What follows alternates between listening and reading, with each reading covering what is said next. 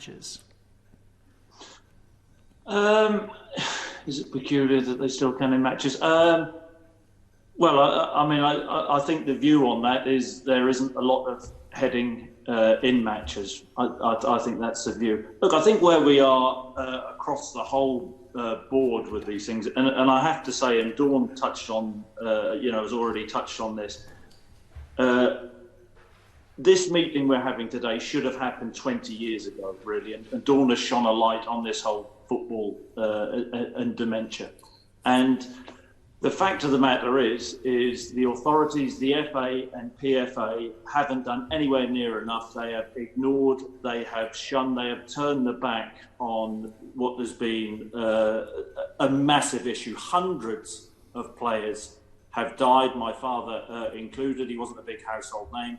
He died, and thousands, and we're not just talking about the professional game here. We don't even know what has happened in the amateur game. And this is something we need to deal with, and deal with now. Now, there are, even if you don't agree with any of the research which there is out there, the Willie Stewart research, there are simple preventative measures which we can put in place now, which can help generations to come. And I don't know whether you're aware of the permanent concussion substitution issue in football at the moment, but this is one of the areas which must change, and must change immediately.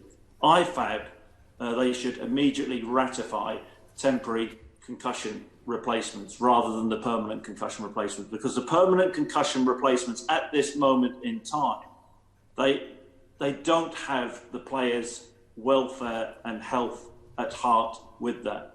And secondly, clubs should limit heading at all levels, including professional, to a maximum of 20 headers per session in training and minimum of 48 hours between sessions. Lessen the load. And this is something through the Daily Mail Charter, which they have brought out, which needs to happen.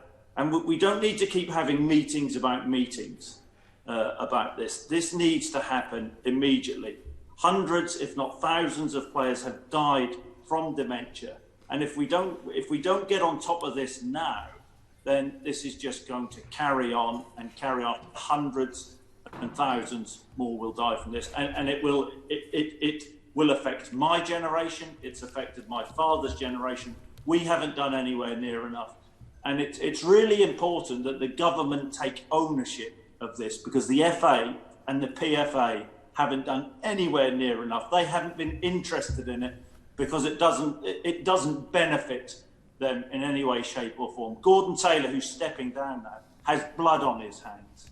And we have to recognise this, and we can't keep talking about this. There are things we can do, preventative measures, which we need to put in place, and you need to take ownership and do it now.